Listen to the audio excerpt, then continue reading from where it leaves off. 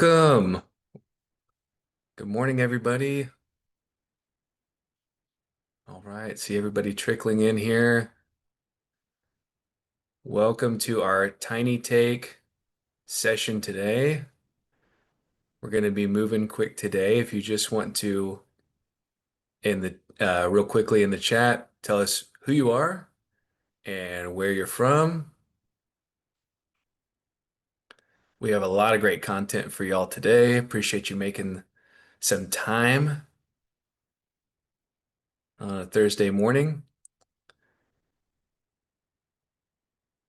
And we'll just dive right into it. See people chiming in here in the chat. Our topic for today is the Texas First program. So, as I mentioned, this is a 30-minute webinar today. It's part of our Tiny Take series, but it is jam-packed full of great information. And we'll just go ahead and start moving through it to make sure we make the best use of everybody's time. Um, as for our agenda today, I'm going to kick us off with some introductions. And then we're going to go through an overview of the Texas First program.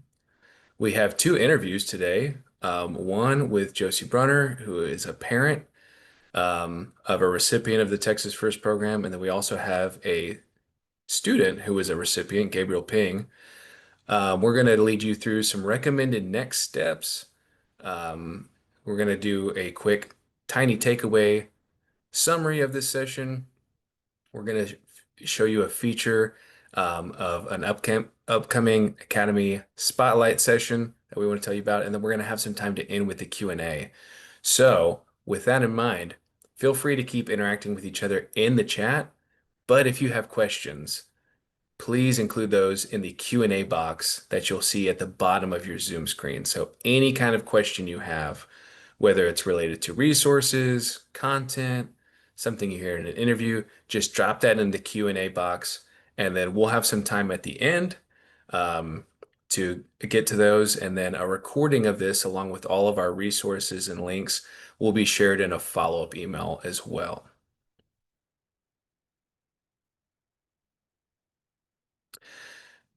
So this Tiny Take to You today is brought by our professional learning and engagement team. That is the five of us there. Andrea Panner is our director, Lauren Disher, senior network coordinator. My name is Josh Garcia. I'm your implementation coordinator. Jared Garza, network marketing coordinator, and Ariana Wells is our intern on the team. So we are working throughout the year to bring you these great webinars, and we're joined today by some guests. Our first guest speaker that we'll have is Suzanne Morales-Vale, who's a senior director here at the Coordinating Board in College Readiness and Student Success, who is going to be leading us through a lot of our content. And then we have our two guest interviewees, Josie Brunner and Gabriel Ping, which, as I mentioned before, Josie is a parent of a scholarship recipient, and Gabriel is a Texas First Scholarship recipient.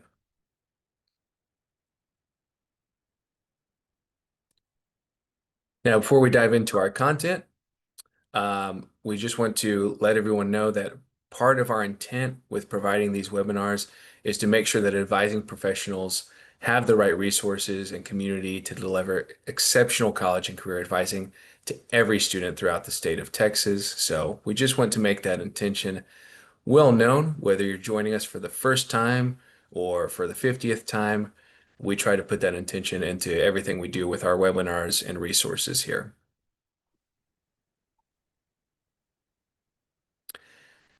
And as a quick poll of the audience in the chat, how would you rate, or you'll see the poll actually pop up, not in the chat. How would you rate your knowledge level of the Texas First program? Are you a beginner? Maybe first time hearing about it? Maybe you're intermediate? Maybe you've kind of explored it a little bit before? Maybe brought it to some students or some parents' attention? Or do you consider yourself an expert? Yeah, it looks like we have about 56% are beginners and 44% are intermediate. So it's almost pretty close to even split, almost. So, Nice, nice. Well, we're going to have some content, whether you're a beginner or, if you do consider yourself an expert, um, this content is going to be great for introducing you to it, refreshing you on it, and again, showing exactly how this is going to apply to your position. And without further ado, I'll turn it over to Suzanne. Yeah, thank you, Josh. So the Texas First program is an early high school completion program designed for academically advanced high school students who are able to demonstrate readiness in other than traditional ways being taking a class, having seat time. Other ways to demonstrate readiness would be through assessments, completion of coursework, etc. So I'll go through some of the main requirements. So again, if they graduate early and receive the diploma, they may be eligible for a scholarship at any Texas public institution. If you graduate one semester early, you receive a one semester scholarship. Two or more semesters graduating early will result in a two semester scholarship. We should note that this diploma does not guarantee automatic admissions for students, and also that the scholarship does expire at the end of the first academic year following the high school graduation. So we want to make sure and highly encourage students to go immediately after graduation to enroll and start taking classes. So eligibility, the student has to be a Texas resident, and this is actually verified by the college or university where the student will be attending. The graduation requirements related to financial aid, so TAFSA, FAFSA, or opt-out. At least 22 credits, and these are any 22 credits. We do not specify which credits. GPA of a 3.0 or higher on a 4.0 scale. If you don't have a 4.0 scale, you need to come up with a methodology and put that policy in writing on how that your scale will convert to a 4.0 scale. And then, of course, how the student's GPA relates to that 4.0 scale. And then the next one is an either or. It's either getting the 80th percentile on these assessments listed or in the top 10% of the students cohort. The 80th percentile is pretty easy to determine on the ACT, SAT, PSAT, MNSQT because it is part of the student's score report. So you want to look for that 80th percentile, the number being between 80 and 99. TSIA 2, the ELAR 80th percentile is 958. The math 80th percentile is 969, and the essay is 5. So in order to use that assessment, the student has to meet all three of those benchmarks in order to qualify for the 80th percentile. The top 10% should be based on the student's entering cohort, and it should be calculated either in the semester the student graduates or the semester prior. This high school completion only requires three EOCs, either the English 1 or English 2, the Algebra 1, and the Biology. And for students who come in, they transfer, or perhaps they're coming in from a homeschool environment and may have been waived these assessments, then the student has to meet one of the TEA eligible substitute assessments. The last one is demonstration of mastery, and the 5 subject areas are ELA, math, science, social studies, and language other than English. Just a real common comment about demonstration of mastery. High school courses, even honors courses and AP courses do not count. So there is, in the rules, there is a chart that lists a number of assessments. You're familiar with a lot of these. And the requisite minimum benchmarks in order to demonstrate mastery. So that is one way to demonstrate mastery.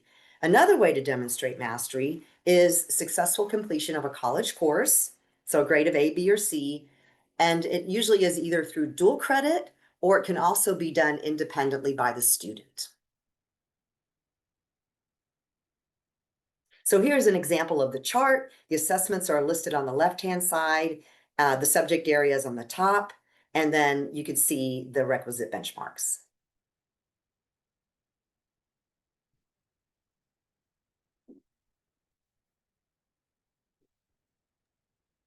Thank you so much, Suzanne. And I do see some great questions coming in here in the chat. Just a friendly reminder to please drop those into the Q&A box. We want to make sure that we don't lose those and that we have a chance to address them at the end of the presentation. Um, I know that we also have some different things that are happening today, and to just make one quick adjustment, we're actually going to swap our interviews real quick and actually start with Gabriel first today. And we're going to do a 5-minute interview. So, Gabriel, thank you so much for joining us, for being a part of this. As we mentioned earlier, we know that you are a recipient in this Texas First program. So, could we first just talk about how did you first learn about the program? So I first learned about the Texas First program when my P-Tech program at my school was moving to an early college high school model. But the issue with that was that they would not allow me to get my associate's degree until I had graduated high school. Therefore, it would have wasted a lot of potential I would have had. So I looked around for a workaround and eventually found the Texas First program. Awesome. Awesome. And what was the process like with the Texas First program? Like, what were some of the major steps? Who supported you? Kind of what was the timeline for your experience? So I started off by speaking with my counselors to figure out all the requirements needed, which I'd already fulfilled most of them in my freshman year. So I started off after that by filling out FAFSAs, taking a couple of CLEP exams, and just all together taking like the TSI was one of the big ones. But Yeah. all in all, it took about 10 days to start to finish. Yeah. Um, what advice would you give to other students who are curious about the Texas First program? If you at all have the ability to try to do it, I would heavily recommend going for it. There's a bunch of tools you can use to get things knocked out, like modern states for CLEP exams. It was a huge help for me. It lets you take courses for exams for free, and if you pass the course, you're able to get a free voucher for CLEP exams.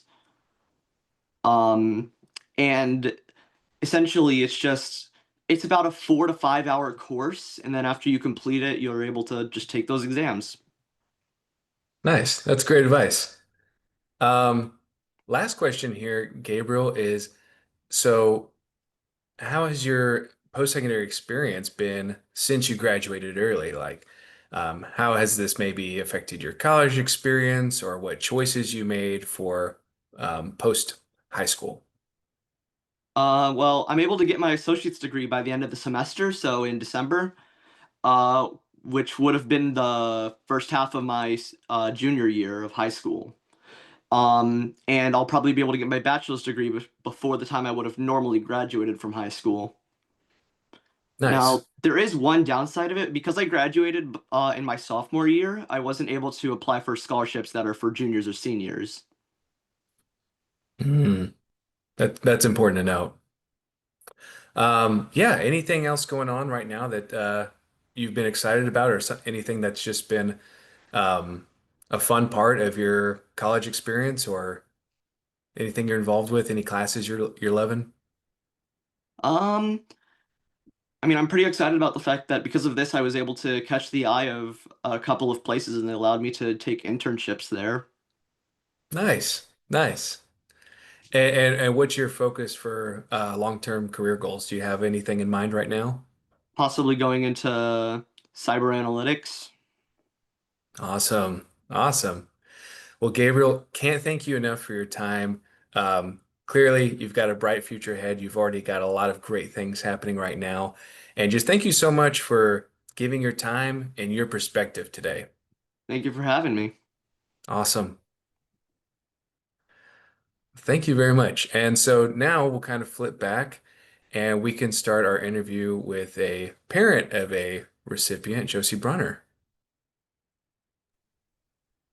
All Hello. right. Hey, Josie. Um, So, yeah, Josie, we'll also kind of make just a quick adjustment for a 5-minute interview here, but um, we'll start with maybe a similar question. So, from your perspective, how did you support your student with the Texas First program? And this might also include just what you did, Maybe who else was there to support as far as school staff that maybe played a key role in this? Any mentors, anything like that? Oh, perfect. Well, there are three main areas as a parent that really is important for support. And the first one was just like Gabriel, like listening to your student to see kind of whether or not they sort of understand the decision that they're making, whether or not it truly is the right choice. Have they thought all about sort of the consequences too of their decision? I will admit I was a little bit skeptical because I loved my senior year in high school. And so I was thinking, oh, my daughter's going to be missing out on a lot. But just being able to listen and kind of hear her reasons for it. And I realized she was probably a lot more mature in her decision making than I was when I was a senior. But two was just really being informed of the requirements. So THECB, luckily, they have a very good checklist with all of the different options. And so it was very easy to follow along what was required, and going through that with my daughter to make sure that she did meet a lot of those requirements. And then finally, it was really just maintaining very good communication with our counselor and the head counselor of the district. They were able to do all of the verifications, walk through the process, let us know of any complications, which there were quite a few. We were in the first year of the program, and so they were also sort of walking through the process as well. But mainly, I will say that the district probably provided a lot of support before they even knew that the program, before it was even in existence. And a lot of that, listening to Gabriel, he met all of those requirements, by the time he was a freshman. The same with my daughter. Really through the district, they provided her with opportunities to learn about engineering as an elementary student through different types of clubs and activities that she could participate in. In middle school, she was able to take high school credits and also in pre-engineering. So she was able to earn those 22 credits well before she was a junior in high school. And then also she was able to take college credit while she was in high school. So again, she didn't have the anxiety about what it would be like because she already took a lot of those college courses as well and have those experiences. And then finally, our district had a very good college assessment program. So essentially, before her junior year in the spring, we already knew she qualified because she had already taken the SAT. So there were a lot of those things that were not left unknown. We knew right away that she met some of those requirements. And then finally, as I mentioned, she was in that first year cohort, so she didn't come to that decision until like late January of her junior year. So the school district did provide a lot of support for applications in FAFSA, which my son at the time was a senior. So even though she did not participate in a lot of those programs, my son learned a lot. So he actually helped her walk her through the application and FAFSA process. That's great insight. To follow up with that, what advice would you give to parents looking to support their students with this program? Just maybe everything as far as when to start, what to look at as the most maybe challenging parts of this. Perfect. Well, as I mentioned, my daughter made the decision very late. So it was the first year of the program's existence. So my biggest advice is to start early, preferably before the student actually enters high school. So I mentioned that there were some complications. One of those complications is that she had not met the foreign language requirement, even though she had taken her course or work already in it. But at the time, she was thinking, I'm going to be an engineer. I don't need to take these AP tests. So there were actually AP tests that she did not take at the time that she took the course. Luckily, our counselor was able to do late registrations. So she took those assessments, though it was after she completed the coursework. Luckily, she did meet the requirements. But again, if she would have known sooner, then she would have known to register for those AP tests when she was taking those courses themselves. Another sort of complication that occurred, and again, thanks to the counseling staff at our school, Counselors do not work all throughout the summer. And one of the biggest complications we found was that at the time that her AP physics score would be available, would be like July, but the counselors were not available in July to make those verifications. And so essentially what they warned us is that by the time they would be able to get those scores, do the verification, it would already be August. And she would have to go to school. Like we have to do all of the registration. She has to have courses. So that was just a little too late. And then, you know, one of the aspects sort of psychologically is my daughter was already accepted. What would happen if she didn't really make it? So luckily, the counselor did suggest that we take the ACT, which would be available much sooner. So we did do a late registration for the ACT, and then we were able to get her scores well in time before her college orientation. So at least that relieved a lot of the anxiety, because then she knew that, yes, I've met all of the requirements. And when she was going through orientation, she knew that definitely she was going to be at the institution in the fall. And sort of one of the last pieces that I did not realize at the time, my daughter did want to be away from home. So we did worry about housing. And because she made the late decision, we did not do a housing application until the summer. So we were afraid she would not get on campus housing. And unfortunately, we did find out that if you're under 18, you cannot sign a rental lease. And so luckily, the university that my daughter did attend, they do have first year housing for first years. And so we didn't have to worry about that. But if it is a university that might be away from home and housing is an issue, just kind of know that it might be difficult finding housing. That's incredible context. And yeah, I wish we had more time, but thank you so much for your context, Josie. That's especially helpful. Any parents that are out there, any educators to just know what that side of it looks like. It takes a village, and you know, this program is no exception. So thank you very much. And I will go ahead and pass it back to Suzanne with some recommended next steps for counselors and students. Yeah, thank you, Josh, again. So basically, the school district will provide or must provide written notification about the Texas First program to each entering high school student and the parent and guardian upon enrollment at the high school. So this is very similar to a lot of other notification requirements. Next thing, the counselor or the student, him or herself, identifies interest in this early graduation program. The counselor then reviews the student's record to verify eligibility or provide guidance and plan for the student to meet eligibility. So if there's one of the eligibility requirements not yet met, for example, maybe they're looking for a test result or taking a test, then in that case, the counselor will give that student that recommendation.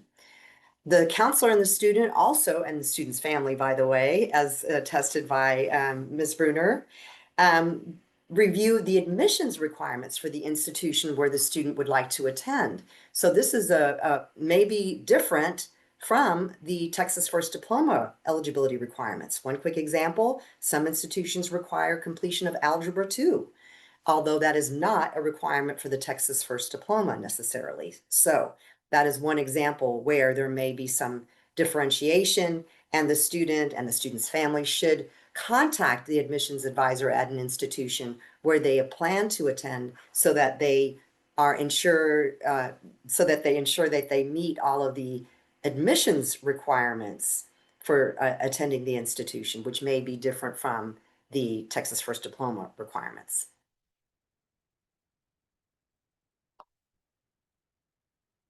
The student then completes and submits an admissions application by the institution's deadline. And again, this is going to be based on the guidance received by the admissions advisor at the institution.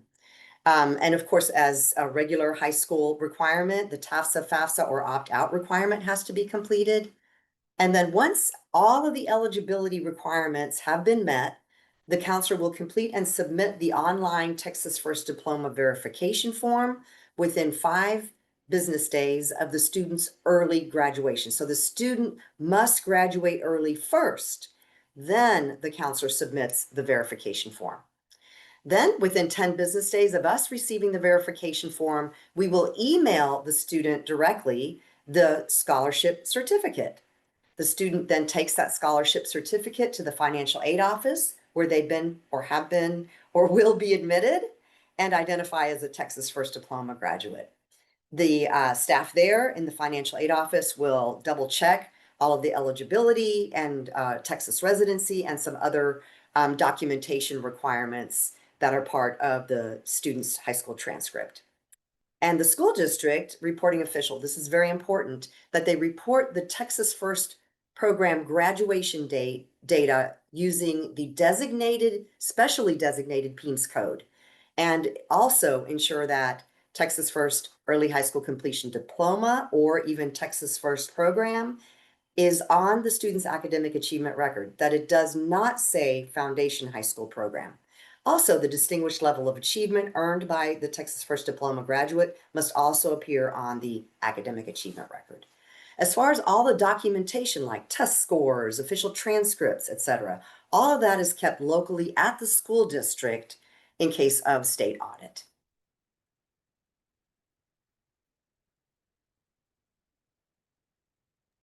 All right. Thank you, Suzanne. That's some especially helpful recommended next steps to be aware of. Um, as we are coming up on the home stretch of our presentation for today, our three tiny takeaways are always featured here as just a way to kind of summarize all this information. I know we threw a lot at you today, and a lot of it's very detailed. But our first is that the Texas First program is a unique opportunity for students who are graduating early to earn a scholarship. Our second main point that we want to drive home is that counselors and advisors will play a key role in supporting a student's path to a Texas First diploma and determining eligibility. The third is that academic mastery is a strong determining factor in a student's eligibility. So I've seen some in the Q&A and definitely some in the chat. We will be sending all of that information again. We'll have a recording of this. We'll have the information for eligibility listed again. So uh, don't feel like you have to have that memorized or that it's lost. It will all be coming to you in a follow-up email. But before we move into the last parts of today's webinar, we want to be sure that you are aware of our Texas On-Course Academy Spotlight here. And as you may have mentioned or heard before, we do have all new modules that were just launched at the end of August this year in our Texas On-Course Academy. So this is refresh content. This has all been reviewed by educators. This is all also based on feedback from educators too. So if you're familiar with the Academy, you can go back and see everything in there that's new. And you can also, if you're brand new, go in there and check out all of these different content areas.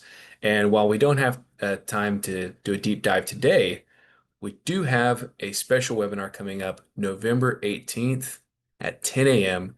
So you can sign up for that on our website. We're going to drop a link in the chat, and we're going to specifically go into everything that's new about the Academy and how you can get the most out of it this year. As I mentioned too, in our follow-up email, we will have a resource doc that is sent out, but if you would like it right here, right now, you can scan this QR code and it is going to give you some early access to that, everything that we've talked about today.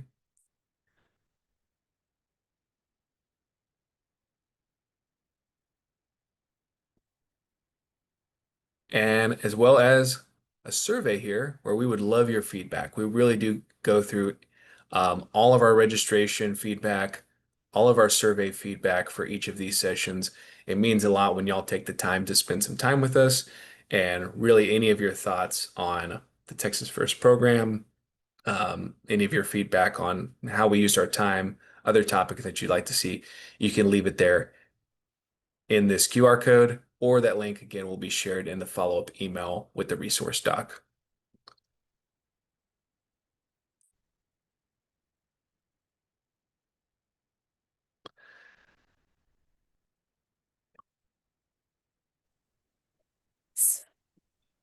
So I know we're coming up on the end of our time here. But if we're able to stick around for a little while, we could go through maybe some of these Q&A questions. I think there's some in here that you would probably be the expert on, Suzanne. Um, Not sure if you've had a chance to take a sneak peek at those, but I'm able to stay on for a few more minutes if people are comfortable with that.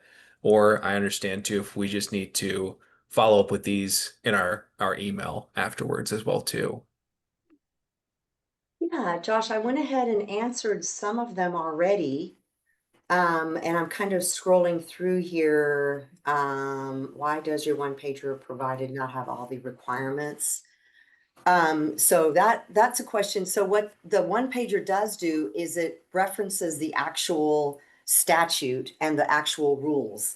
And the rules do name specifically all the requirements. And so for the sake of space, we don't put all the detailed requirements on the one pager, but we do make reference and we state for more details on specific eligibility requirements.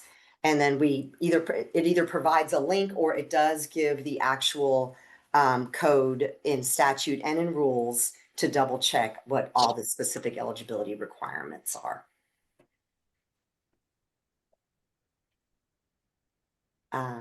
That's helpful feedback.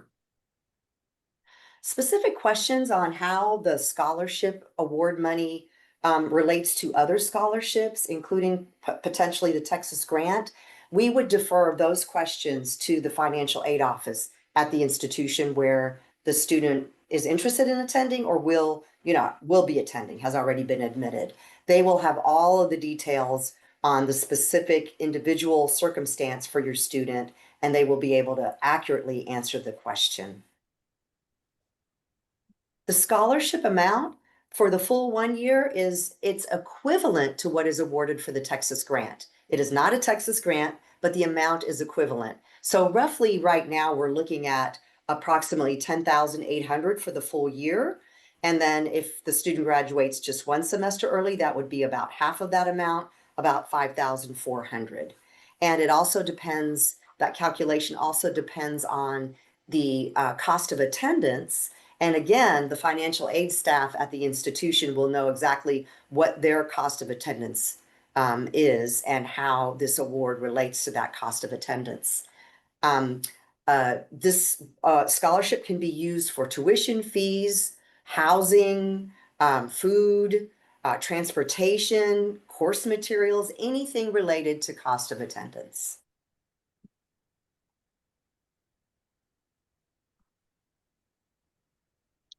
Yeah, so the top 10%,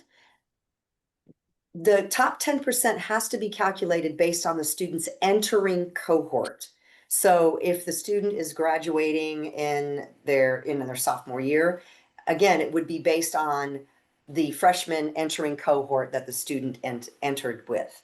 And as I put in the, as I responded in one of the earlier Q&A questions, we just recommend that you get with your administration and your reporting officials and determine how you're going to do that, how you're going to calculate that specifically for this diploma, and put that policy in writing. And then that way it could be applied fairly across the board to any potential Texas First Diploma candidate, anyone who's interested. And so they know exactly how that will work. Now, the school district can also determine whether to make that calculation in the semester the student graduates or in the semester prior. If it is a really early graduate, like a sophomore, then we would probably want to wait until the student's semester that they graduate. But again, that is your school district's policy. That's up to your school district.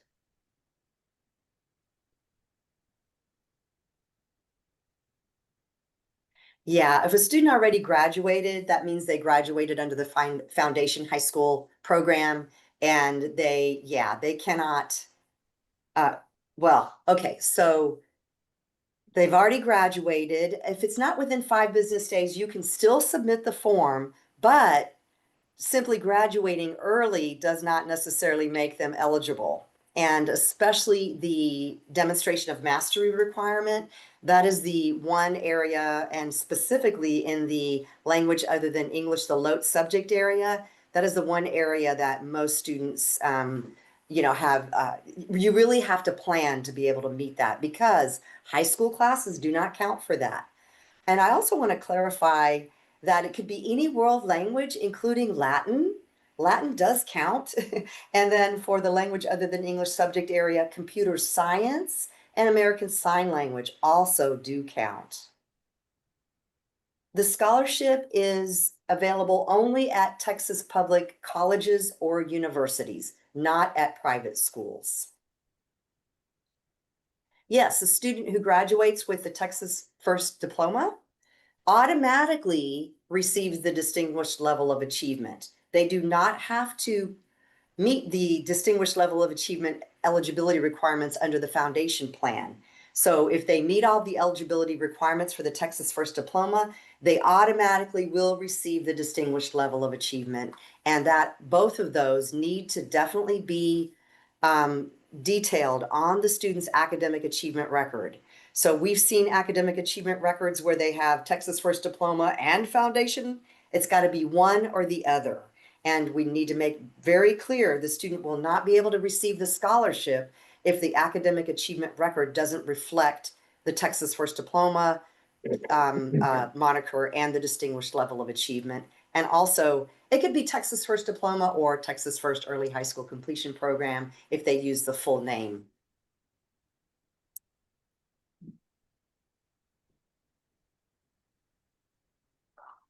Yes, so any changes to EOCs, which I understand will not be happening, within the next year or two, but someone who knows better can possibly correct me. But any changes to EOCs and any reference to EOCs with regard to this diploma obviously will also change. And so we're not going to require English 1 or English 2, biology and algebra EOCs if those are no longer administered.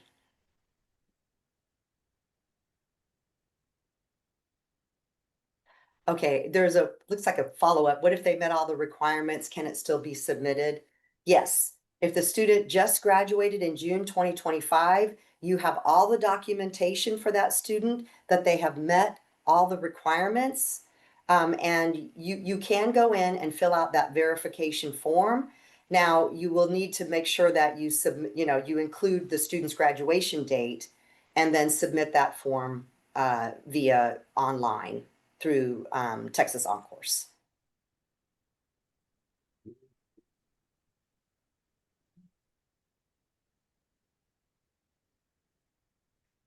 Any sort of training, we work very closely with our Texas OnCourse colleagues like today. We also regularly hold joint webinars with TEA. So if you go to the Texas First Early High School Completion webpage from TEA, they actually have recordings of past joint webinars that we've held for this program. And of course, that's really great because recordings, those are available on demand. And especially for your new counselors, we highly recommend that they view those webinar recordings as well.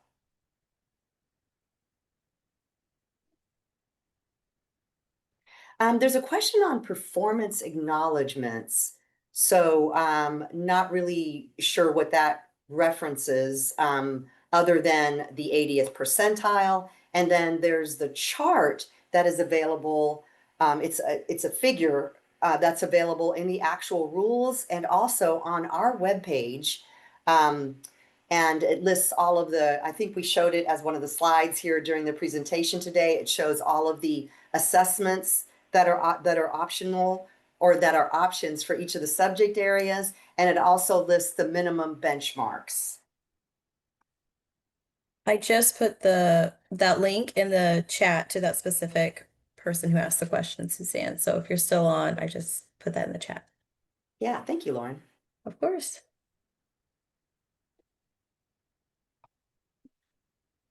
The FLATS test, yes. Foreign Language Assessment Testing Service, only one A. But it is a new assessment we added this past February, and it is administered through Brigham Young University. It is a wonderful test in the sense that it offers 59 different language options. And so, especially for your students who may have another language as their native language, they may have a good opportunity, good chance to meet the LOTE benchmark on the FLATS test, you know, if they do have that level of mastery of their native language, if it's other than English. Like I said, they offer 59 different languages. It is an online assessment, 100% online, and it also has remote proctoring options. So if the student meets all of the technology and security requirements, they can theoretically take this test from their home computer. Although the other good thing about it is it's not very costly. I haven't seen the latest pricing. There is a separate test, I'm sorry, cost, I believe, for the remote proctor, but I think altogether it is under $50. And also you get your test results almost immediately. So remember I talked earlier about planning with your counselor if you're not meeting some of the eligibility requirements and you're trying to figure out the best way to meet those. Some of these assessments with you know, that are more or less on demand. Well, you do need to plan them, of course, and reserve a proctor and meet all the eligibility requirements, but they're pretty much, you know, available in a short time frame. Same thing with CLEP. CLEP is offered at most community colleges. And so, you know, go there, register for the assessment. That would be another option that also has very quick turnaround as far as test results. Although AP tests are also an option, the negative about that is it usually takes about 2 months to receive your test results. And also, you know, those AP tests are only administered certain times of the year. So that makes that test a little bit more perhaps difficult if it's not already in your high school plan. So yeah, I hope that helps with the flats.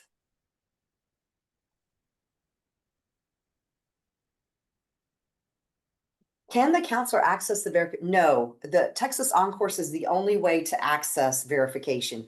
And the main reason is we want to ensure that whoever is submitting that form is a bona fide counselor or employee of a school district. And we've had in the past parents attempting to, bless their hearts, trying to help their students and attempting to submit this form. And so we just want to make sure this is a little bit of a gatekeeper to ensure that it is indeed a bona fide counselor or public school district employee who submits the form.